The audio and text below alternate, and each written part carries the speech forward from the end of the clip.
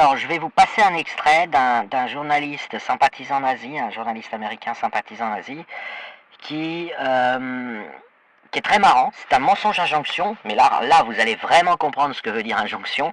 Je pense que de toute façon, c'est facile à comprendre et que vous l'avez compris, ceux qui ont écouté mes vidéos qui définissaient cette notion de mensonge injonction, mais il est vraiment marrant parce qu'il est, je pense, contre-productif. Alors, vous allez voir, c'est bien fait quand même, hein. Le mec, il est un peu malin, mais pas énormément malin, mais il est un peu malin. Ce qui est banal, hein, c'est un professionnel, donc il est quand même censé être pas complètement con. C'est bien fait, c'est finement, enfin c'est finement caché.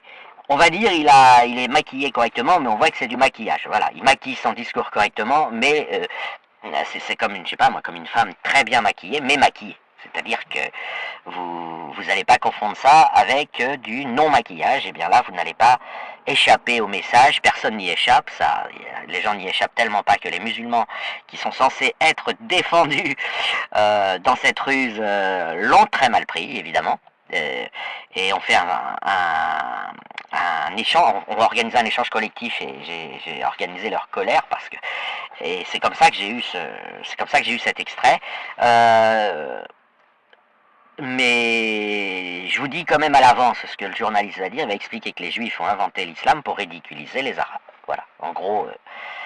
Alors il fait ça bien, hein. Il dit qu'il y a plein d'organisations juives qui ont pleines de pognon, qui, voilà, il fait par petites touches, mais il dit ça. Et en plus, voilà, il le dit, puis je veux dire, il précise même des points qui, waouh, vous êtes musulman, vous prenez la flèche en plein cœur. Et donc c'est très intéressant parce que dans cette alliance entre le nazisme et l'islam qui est connue, hein, qui est historique, de toute façon je vous ai mis le documentaire Arte sur cette question sur la chaîne, on voit que le nazi non musulman, que ce monsieur, enfin je sais pas si, a priori je dirais qu'il est peut-être pas musulman, il peut l'être, hein, mais vu le discours qu'il tient, ça paraît peu probable, prennent des libertés avec leurs alliés, ils les considèrent un peu comme des domestiques. Voilà, en passant une petite balle perdue, on se sert de vous pour tuer, pour exterminer les juifs, mais une petite balle perdue en passant, on vous ridiculise. Ce qui a été le thème d'un échange collectif entre musulmans qui s'interroge sur effectivement la nature de ce propos journalistique. Je vous laisse écouter l'extrait et après je le commente longuement. J'ai déjà enregistré le commentaire, c'est pour ça que je vous annonce que ce sera long, mais vous n'êtes pas, personne n'est obligé d'écouter entièrement. Voilà. Well, Tommy Robinson, David, or should I say Stephen Yaxley Lennon, he's actually funded, isn't he, or has been anyway, by the Islamophobic network in the United States? Well, yes. I mean, the people who set up the EDL, the Centre for Visual Freedom, the Centre for Security Policy, are also a key part of the Islamophobia network in the US. And so there are organisations like the Middle East Forum, which has funded Robinson, or the David Horowitz Centre, which runs Front Page Magazine, which was behind Paul Ray infiltrating the International Solidarity Movement, has also funded Robinson. And standing behind that, of course, is another guy called Robert Shillman, who's funded all of these organisations. So there's a network of Islamophobic organisations funded by Zionists in the US who have put significant sums of money into Robinson at the time of the English Defence League, and then afterwards when he reinvented himself as a journalist and campaigner. And so they were the ones who funded this, his videos that he would do to encourage anti-Islamic fervour. And we also, of course, saw the way in which the Israelis have supplied, at the time, back in 2011, the EDL with information about how bad Islam was, quotes from the Quran showing that Muslims believe in jihad and all this kind of stuff. And of course that became a key part of the messaging of the EDL. So it's very clear what these relationships are. Alors, voici un exemple super intéressant de production nazie, de cette nouvelle entité islamo-nazie mondiale où les gens n'ont pas besoin de se téléphoner, ils sont animés d'une passion militante anti-juive. Et alors, ce qui est intéressant, encore une fois, c'est le phénomène de transfert. Mais, vous allez voir, on est sur un mensonge injonction classe, je dirais vraiment là, c'est du mensonge injonction en bonne et due forme, c'est-à-dire que le mec, il sait que c'est facile de vérifier qui ment, puisque vous allez voir n'importe quel musulman, il va vous dire c'est pas les sionistes, comme ils disent, hein, pour parler des juifs, il va vous dire ah non, c'est pas les juifs, c'est pas les sionistes qui ont écrit le Coran pour ridiculiser l'islam, ils vont vous dire qu'ils croient vraiment au Coran, un certain nombre le connaissent et le considèrent comme la parole à la virgule près de Dieu. Ce qui fait que ce mec, pour répondre un peu sa toxicité nazie, il cherche pas à convaincre les gens qui sont au courant. En particulier, il choque carrément les musulmans avec ce qu'il dit. Pour la bonne raison que les musulmans, ils revendiquent leur Coran. Le Coran n'a pas été écrit par les sionistes pour les ridiculiser. Alors, que fait un musulman quand il entend ça? Il dit, ah, finalement, il nous veut du bien, ou plutôt, il veut du mal aux juifs, donc il est dans notre camp, mais pour ça, il tape quand même de manière... enfin bon, ça, il dépasse un peu les bornes. Hein. Il dépasse un peu les bornes avec une ruse pareille, mais bon, la fin justifie les moyens. Donc si on peut accuser les juifs d'être en fait des gens très influents, très puissants, qui ont créé l'islam pour ridiculiser les populations nord-africaines et moyen-orientales, et s'il y a des gens assez cons pour le croire, et bien tant mieux, parce qu'au moins ils en voudront aux juifs. Voilà. C'est à peu près ce qui va se passer dans la tête d'un musulman quand on entend cet extrait. Sauf que ce qui est intéressant, c'est qu'un mec, il ose le faire sur une chaîne américaine en anglais, donc avec une très large audience, avec un titre de journaliste, donc qui apporte une forme de respectabilité. Et là, on est, si vous voulez, quand vous avez des gens quand même qui font des carrières, après je sais pas, ils ont de l'argent en Amérique, on peut prendre des vacances, hein, à un moment donné, on a quelques centaines de milliers de dollars, vous pouvez vous arrêter 5 ans et pas craindre grand chose pour votre carrière, mais enfin... Le mec, il balance un mensonge injonction gros comme lui, tranquille, sur un grand média avec une grande audience. Et cette vidéo-là, je l'ai récupérée dans un groupe de musulmans qui organisait tout un débat pour savoir s'il fallait le considérer comme un allié de l'islam ou un cadeau empoisonné. Voilà.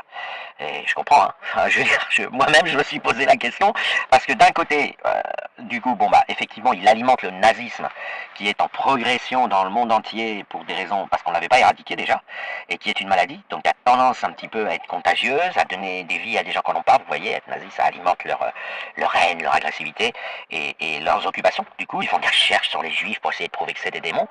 D'un autre côté, on est en train quand même, quand on entend son discours, de se dire, si on est musulman, de se dire, ouais, il nous fait passer pour des guignols.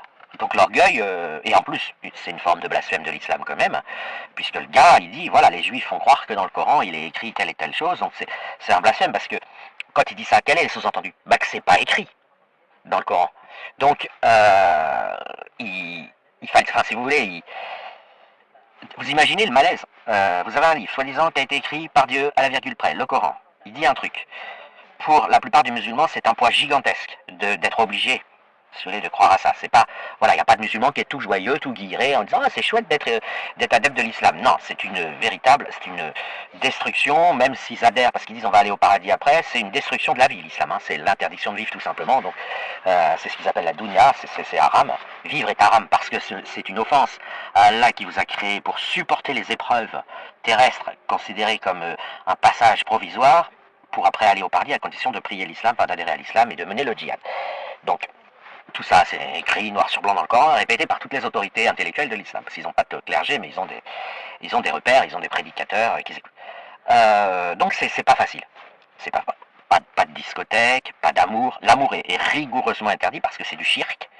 Donc vous devez adorer qu'Allah, et puis vous devez faire des enfants, pondre, et en gros vous êtes autorisé à bien aimer, votre épouse à bien aimer vos enfants, mais pas trop, parce que sinon vous vous détournez d'Allah, voilà, si vous préférez vos enfants au Coran ou à Allah, vous êtes immédiatement takfirisé par la théorie islamique.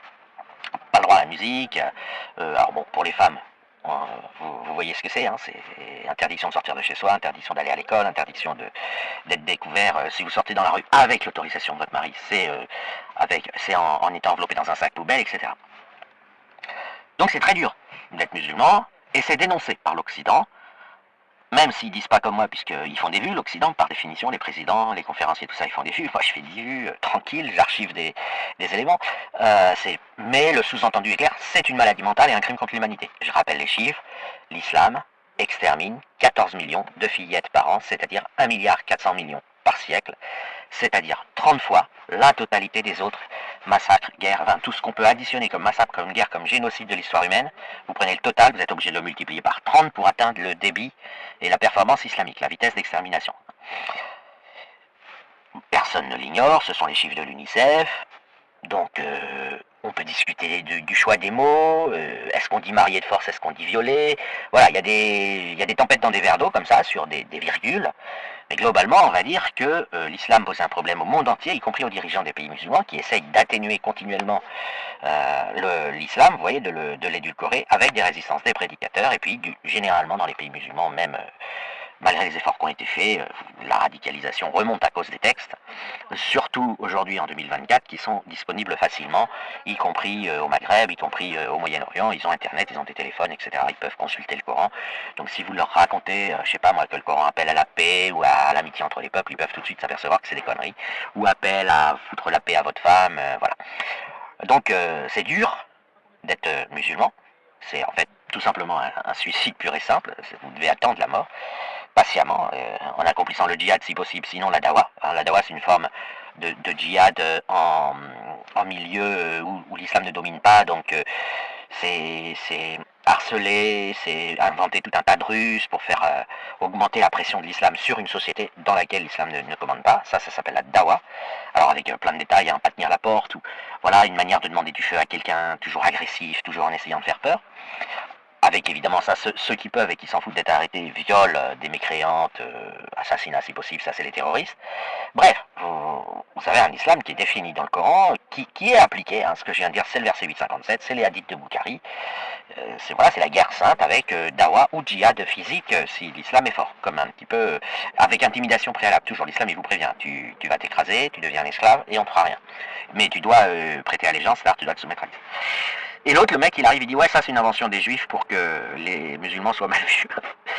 Je veux dire, c'est pas mal, hein. C'est voilà, du coup ils se disputaient. Je vais mettre, mais il faut que je refasse un montage. Je vais mettre, j'ai enregistré une partie, mais comme hélas, enfin bref, je suis pas sûr que parce que j'avais pris le micro sur autre chose, hein, l'application, elle m'avait fait une alerte, mais j'ai pas encore vérifié si la vidéo est muette ou pas. Mais voilà, où on en est rendu, c'est-à-dire que vous avez des gens, des nazis, donc alors toujours ils font attention de ne pas se faire griller, ils sont toujours dans le sous-entendu, dans l'implicite, etc. Mais ils sont passionnés au point d'aller jusque-là. C'est-à-dire jusqu'à dire des trucs qui vont vexer leurs associés en quelque sorte. Parce que et puis qui vont pas servir à grand chose, parce que les gens qui vont écouter ce journaliste, ils vont dire bah je vais aller vérifier, puisque le Coran soit ils vont pas vérifier, donc ils savent d'office qu'ils seront de mauvaise foi quand ils se prononceront. Donc basta, ce sera des militants gratuits, donc ils s'avouent eux-mêmes qu'ils sont nazis, soit ils vont vérifier et constatent que, a priori, à moins que, je sais pas moi, les juifs, ils aient réussi à falsifier tous les Corans du monde d'un coup à la dernière minute, sinon, vous allez dans une librairie, vous allez télécharger un Coran sur Internet et vous le constatez par vous-même. Donc on va pas trop, hein. Finalement, il motive tous les gens, voilà, il motive un bruit de fond nazi, il participe à augmenter un bruit de fond nazi, mais au fond, qui va reposer sur des déclarations dont il espère qu'elles seront oubliées, prises isolément, mais qu'elles auront alimenté ce fond nazi en subliminal, si vous voulez, parce que les gens vont entendre plein d'autres propagandes, plein d'autres prosélytismes, et finalement, il peut le faire parce qu'il met un ingrédient qui est non pas un mensonge, mais un mensonge injonction, c'est-à-dire un mensonge facile à débunker par celui qui l'entend, voire même un mensonge adressé à celui qui l'entend non pas comme un truc à croire, mais comme une sorte de doigt d'honneur. T'as vu, je te mens en te regardant droit dans les yeux et je t'emmerde, histoire de te provoquer, histoire de te déstabiliser. C'est ça les mensonges injonctions. Sauf que là, il le fait de profil, sur une chaîne américaine, à un mec qui s'amuse à lui poser des questions. On ne sait pas s'il est dupe, on ne sait pas quel type de jeu ils veulent. Bon, évidemment, on est sur du nazisme classique, conforme au mouvement qu'on voit un petit peu partout actuellement. Mais on ne sait pas trop finalement si le présentateur qui l'interroge est nazi ou s'en fout. Ou voilà. Et puis, le nazisme américain, c'est un nazisme d'affaires. Donc c'est pareil. C'est toujours difficile. Alors, le coup de... Oui, il y a des... Enfin, je veux dire, par exemple, moi je suis un parfait islamophobe, mes camarades sont de parfaits islamophobes, on est pour interdire l'islam, on est pour dénoncer ses dangers, etc. On est pour essayer de faire vivre le blasphème, on n'a jamais touché un centime, on n'a jamais été contacté. Des gens qui font des millions de vues, ils font 100 € par mois avec leurs millions de vues. Parfois 500, parfois 1000, grand maximum. On n'a pas été contacté, hein. On aimerait bien être contacté par des milliardaires pour qu'ils nous financent. Mais on n'est pas contacté. A priori, le grand lobby islamophobe, il est radin. Ils contactent pas les gens actifs sur Internet. Je ne connais aucun de mes camarades, même parmi ceux qui font des millions de vues, qui touchent un chèque, qui sont contactés. On est vraiment bénévole. Et puis surtout, tous ces gens, ce sont d'anciens musulmans qui connaissent parfaitement l'islam. Quel serait l'intérêt, je dirais, de, de monter des officines, non, des officines qui agiraient dans le secret, alors que tout l'enjeu justement aujourd'hui, c'est que les gouvernements acceptent d'avoir le courage, et il en faut parce qu'il y aura des morts, mais acceptent d'avoir le courage de blasphémer l'islam et d'autoriser la critique publique de l'islam et de la financer de la manière la plus transparente qui soit, en créant un ministère de promotion et de protection de l'islam, de l'islamophobie, on peut lui donner un autre nom, hein, ou du droit au blasphème, enfin un truc qui porte un nom peut-être, parce que l'homophobie à la fin, c'est ça l'enjeu. L'enjeu, c'est de justement dénoncer l'islam de manière publique, transparente. Quel serait l'intérêt d'être en souterrain? Moi, je le vois pas. L'islam, les gens le voient s'imposer par la force partout. Ils croisent des racailles de cités qui conceptent ce logiciel, cet algorithme islamique de toujours s'imposer par la force, de toujours créer l'anxiété. Vous croyez que toutes ces malades, si vous voulez, c'est une maladie partielle, hein, puisque les plus malades ne sont pas forcément en France en très grand nombre, puisqu'ils sont enrôlés dans Daesh, ils sont dans Boko Haram, ils sont en Afghanistan, etc. Mais ces gens partiellement malades, vous croyez qu'ils ont reçu de l'argent pour jouer un rôle, pour être des acteurs, quand ils font crisser les pneus, quand ils mettent la musique à fond, en disant « Ouais, fils de pute, enfin, vous croyez qu'ils sont payés pour donner une mauvaise image, payés par des sionistes? Les sionistes, les juifs, paieraient des gens pour appeler continuellement sur la place publique à les tuer. Voilà, il y a un truc, les gens qui font ces mensonges à chaque ils oublient qu'on est confronté tous les jours à la violence et à la monstruosité de l'islam. Il y a une fille dont aujourd'hui qui est encore à l'actualité parce qu'elle a été violée de manière islamique avec l'application du verset 857 du Coran, qui exige de le faire spectaculairement, de faire un maximum de boucherie pour soumettre ceux qui regardent au deuxième plan. C'est-à-dire que l'islam, il prévoit, hein, c'est le verset 857, il dit quand vous tuez quelqu'un, faites-le en public, torturez-le, faut qu'il hurle, faut que ça se voit, faut que ce soit filmé, comme ça les gens qui regardent, c'est ce que dit le verset du Coran 857, sont effarouchés et se soumettent à l'islam. Donc, si vous voulez, quand l'islam fait ça, il le fait au quotidien. Alors, sous la forme de la dawa des banlieues chaudes, c'est effectivement pas des tortures avec mise à mort, puisque les gens sont arrêtés, ils peuvent le faire qu'une fois, mais sous la forme de toute l'agressivité, le poids continuel qui pèse partout sur la place publique à cause de la présence de cette agressivité islamique, de cette autorité imposée par la force, les stratèges, si vous voulez, qui vont inventer des mensonges injonctions, ils oublient que les gens voient tous les jours l'islam en action. Et donc quand ils viennent raconter aux gens, vous savez ça, c'est un complot, on a hypnotisé des acteurs pour vous faire croire que l'islam était une maladie. Bah, les gens disent, oh putain, ils ont du pognon, ils en ont payé des acteurs. Tu vois tous les lacostéennes, à longueur de journée, tu les vois dire nique ta mère, taper les gens au McDo, Burger King, tu vois que tu peux rien leur dire quand, je veux dire, il y en a un, il brûle un feu rouge, t'arrives à freiner, tu lui dis, mais vous auriez pu faire attention, monsieur, il fait, quoi, nique ta mère, je te mange, t'es mort et tout. Mais c'est un acteur, il a été payé par les juifs pour donner une mauvaise image de l'islam. Ah bon? Il y en a des acteurs. Donc, vous voyez, on vit une époque terrible, c'est un cauchemar, parce que finalement, le grand enjeu dans cette histoire en islam, c'est une mafia pédocriminelle et un crime contre l'humanité qui a été fabriqué pour une seule et unique raison, le marché des femmes, hein, la traite des femmes, la traite sexuelle des femmes et des fillettes.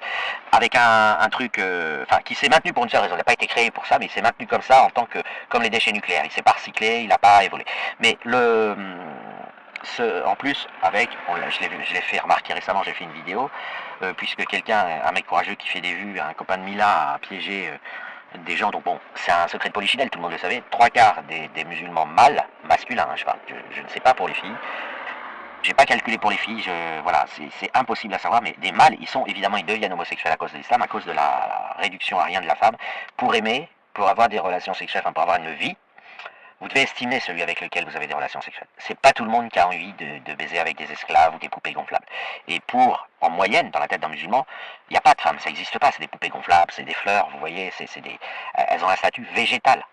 En islam, elles reçoivent le sperme et puis elles lui apportent les sels minéraux, mais ils ont longtemps, et ils croient encore, hein, qu'il y a pas, l'ovule, voilà, c'est quelques-uns qui acceptent d'écouter à l'école, qui acceptent l'ovule, mais sinon, c'est le sperme qui devient l'être, puisque c'est écrit dans le Coran. Hein, et voilà, donc je vais arrêter là. Je trouve que, bon, j'ai encore parlé longtemps, mais c'est pas bien grave. L'important, c'est l'extrait et le début de l'analyse, le fait que c'est un mensonge injonction, et là, le mot injonction le voit, parce que c'est super rigolo. C'est super rigolo quand même un gars qui arrive à dire que le Coran a été inventé par les sionistes pour ridiculiser les populations arabes, c'est pas un truc que vous allez... ils peuvent pas le faire souvent, quoi. Voilà.